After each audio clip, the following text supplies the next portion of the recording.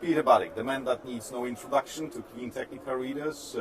We met first time in 2016, long time ago in Wrocław, and I remember the beginnings, how you installed your first charger in Warsaw in December that year. Just in general, your view of the last 7 years here in Poland and the view ahead of you. I'm very happy to be back in Cleantechnica.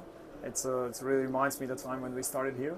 2016 was the year when we installed the first charger. Now we have more than 1,500 chargers under management with Poland and other countries, most of them in Poland.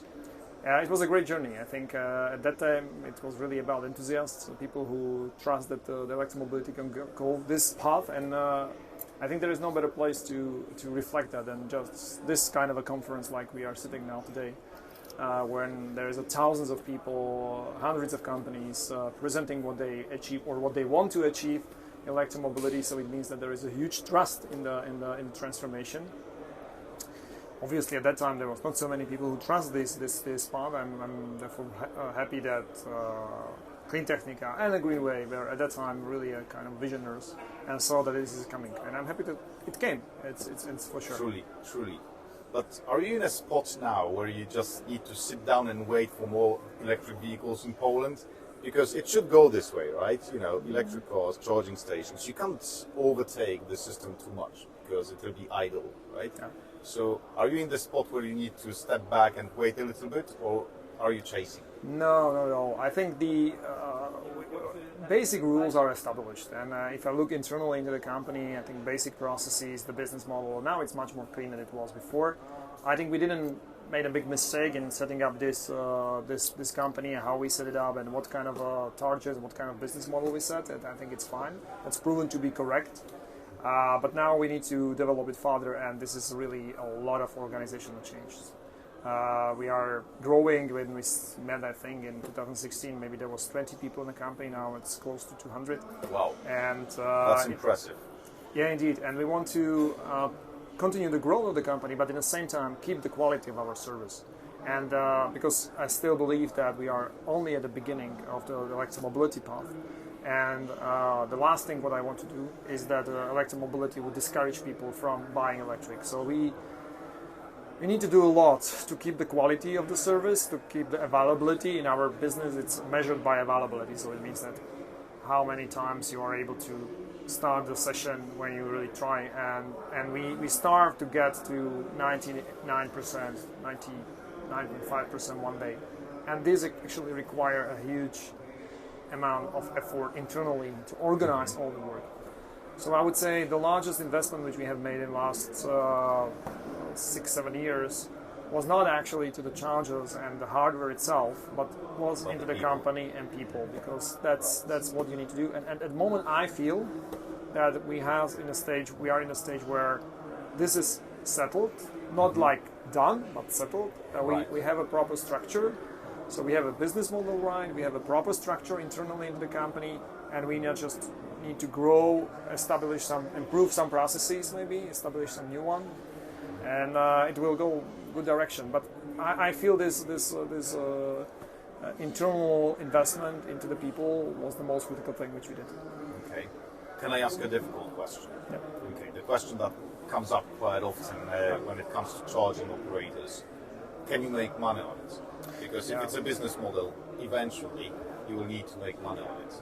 We do, and we do obviously millions euro revenues on the charging services as well, on the sales of the charger, and helping our partners to establish their charging infrastructure. Obviously, as I said, we invest a lot. We invest in the long term in a capex, so sometimes for 40 years for transformer station or 10 years for chargers.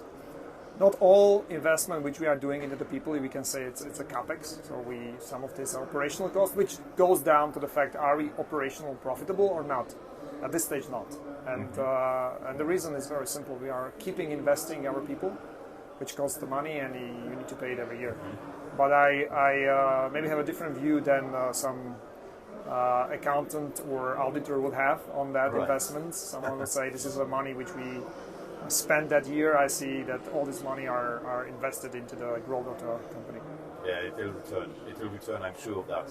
And it shows, you know, I've been driving an electric vehicle for the last 3 weeks, like non-stop now as a family car and company car. 8 out of 10 chargings are from GreenWay. And I'm not saying it because you're sitting here, it's just a reality, right? And it's worked unfailingly. And, you know, at no stage, driving all over Poland, I never felt like, you know, any range anxiety. Yeah. And this is what people need to understand. It's already here, right? It's great to have more of it, right, in the future, but already here, you know, you're fine, you're safe, and go wherever you want to go. That's great, and I'm happy to hear that, because that's what we want to achieve back in 2016, when there was 6 fast chargers in the country. That was the time when we came. Exactly.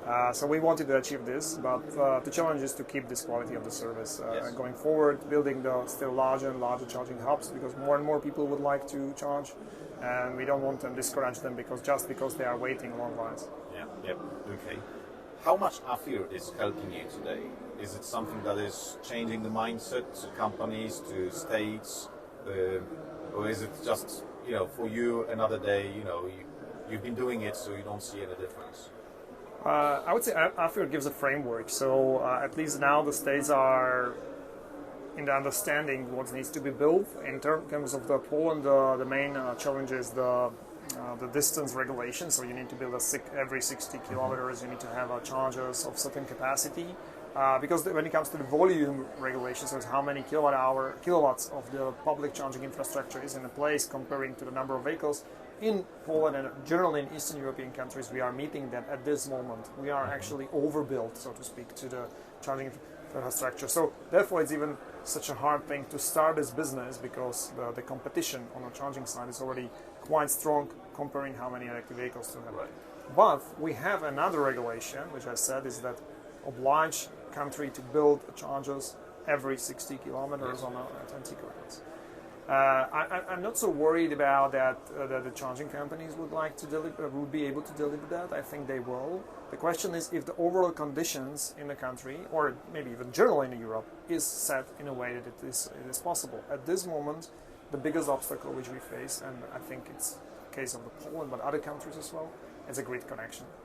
And when we say the AFIR, I think the AFIR is good. I think I would say the baseline. I think what we will have to achieve to really run electromobility is much above the AFIR requirements.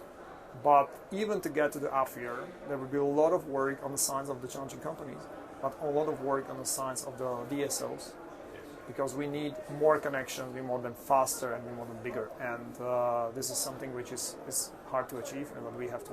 Okay, this is exactly what I read on your accounts. So we need a grid deal, not a green deal today. Exactly. And so the grid is one of the basic challenges today. Is it locally in Poland, or is it across Europe the same? No, it is across the Europe, and you know that I spend a lot of time as well in Brussels and discussing these topics on the European level. As you rightly said, I think we need a grid deal. There is no green deal without a grid deal, as I used to say, because we need a significant reform of our grid. And it's not only because of the electrification of transport, and not only because of charging companies, it's as well because we need more prosumers, more solar on the roofs, but we as well need to electrify the heat in the houses. We need to have heat pumps instead of gas or coal in Poland. So why not to jump from the coal directly to the heat pumps? Yes. We need electrification of certain processes. It's not just cars. That's right. It's not just cars. So we need the grid to be ready for that. But probably companies working in the charging industry are the one who see this in advance, because if you look internally in our company, what we do, we roll out the chargers. It means that we are working on the projects, and we are working in parallel on many projects, and I think it's the number of parallel projects which are running, which at the end results in charging hub or charging infrastructure, is more than 400 in parallel. Wow. And we see that these lead times, so the time between I spot the location until the charger is up and running, was 6 months before. In 2016, even faster. You remember that we built the first charger in December, and Yes, it was started. very fast.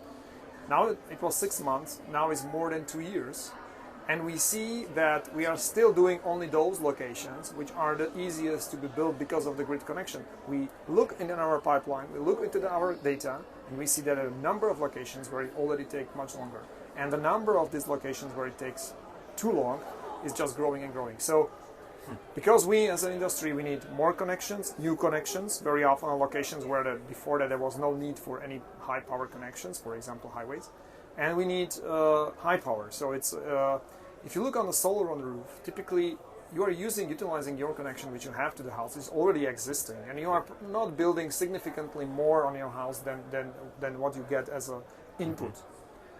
In our case, it's different. And therefore, we were probably the first sector who were extremely alarming about this, and because we saw it internally that we are coming, guys, we are going to hit the wall. We cherry pick everything, every cherries which were Right. They're which were gone. around the ground. We already picked, and we are creating the huge backlog of the project, which will. Interesting you mentioned solar, because that's where I am today in the solar business, and this is exactly what we are seeing. You know, one of the barriers today is grid connection, and of course, you know, there are subsidies for individuals, but at a company, you know, commercial utility level, the only obstacle today is grid connection. There is money, there is will, you know, people know what they want to do it, and all we need is grid. So we could share the same slogan actually in both industries, PV and EV. No, it's a slogan for all industries, for Yes. all new economy, for all electrification, which we need to do across the industries. But we have basically a recipe for that. The recipe are coming from 3 elements, I would say. The first one is the transparency. So we need to bring much more transparency on the whole process. I'm really starving for a situation where there will be an online tool where I open the map, I see the grids, I see what's the capacity, where I can connect. Should I connect this, or do I need to cross these roads? Because that may be more complicated or maybe faster. So we need to plan. As I said, we have 400 projects in parallel, and our guys just sending the letters to DSO and expecting what will come in 6 months. And Right. this is obviously making the projects more costly and less effective. That's one element. Another element is so transparency in this, but as well transparency in the process. So if I put the applications, I want to know where my application is, who is in front of me, how long it's going to take. Second things are very much linked to that, and actually this transparency will force the DSO to change the internal processes. They need to digitalize much more. I'm not saying that they are not, but they need to get to completely another level. Right. To be able to deploy the investment faster, and as well to keep this transparency and answering these things much faster. And the last thing is generally put more money into the system. We don't want to come and fight with the DSO. So I know that they have troubles on their side. They have issues with the permits to build the new connections and planning and everything. I'm fully understand that, and this is not the aim is just to blame someone, but we need to bring in more money into the system, into the grid. And I used to say, really, when I talk with the people from the European Commission, give more money to the grid and less to us. Yes. Because without the grid, we are not able to move. Exactly. Oh, what about all the things you've said sound more like revolution to the grid operators than evolution, because there is no time to waste now. So they can't just wait until it happens slowly. They need to act now. Right? Exactly. Looking at all the targets we have, not just 2035, but also 2025, we need to act immediately. But in the same time, I think it's one of the biggest investment opportunities for these companies and for the shareholders at the end. They have shareholders that wants to have invest money, they want to invest capital, they want to have return. So I would say this is probably one of the single biggest investment opportunity which we have in Europe. We just need to get it right, and there needs to be a coordinated actions between this DSO, the owners, the shareholders, the decision makers, regulators in the countries, and the politicians. because politicians are running these discussions about the green transition, which is good. They now need to recognize that there is one important element which is missing, and they need to work as well with independent regulators. Every country has some regulator, which are able to use the tools to make this happen. Because at the end, all these companies and DSO, they are regulated business, they are natural monopolies, there needs to be regulations. So if these three elements, the DSOs and their shareholders and their owners, the regulators and politicians will work together, I think it's perfectly achievable, and it's a huge opportunity. It is. I think that's the key element today that I see, that politicians start seeing it as an opportunity, not just as a tool to run the campaign or anything else, because it's sometimes easy because people are afraid to fuel the concerns and the fears instead of promoting the right solutions that will be future-oriented. Right? And I think it's both. It's a necessity and it's opportunity, and that's the perfect match. Yes, fantastic. Peter, it's been a pleasure to have you here. Thank you again for finding the time.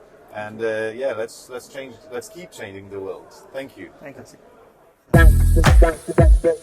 you.